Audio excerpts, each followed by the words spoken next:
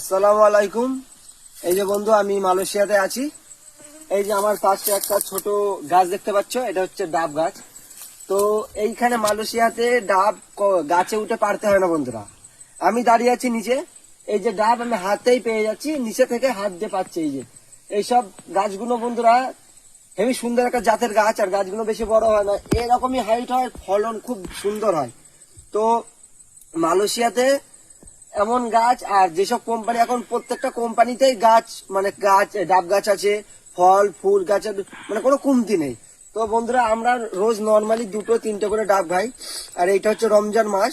তো রমজান মাসে আমরা সারাদিন রোজা থেকে কাজ করে তারপরে বিকালের দিকে আসি, এসে 2-4টে করে যেরকম পারি ডাব নিয়ে যাই, ইফতারের সাথে খেতে বেশ শরীরটা ঠান্ডা থাকে, ভালো থাকে। আর আমরা যত খুশি ডাব খাই, আমাদের কেউ কিচ্ছু বলবে না, আমরা কোম্পানির লোক আর কোম্পানিরই গাছ। তো দেখতেই পাচ্ছ বন্ধুরা, এইসব ডাবগুলো দেখতে একটু একটু বড় বড় হয়। তো ডাবগুলো অসাধারণ খেতে, খুব মিষ্টি। আর একটা খেলে, একটা মানুষ যদি একটা খায় আর একটা খেতে পারবে না, এত পরিমাণের জল থাকে এর মধ্যে।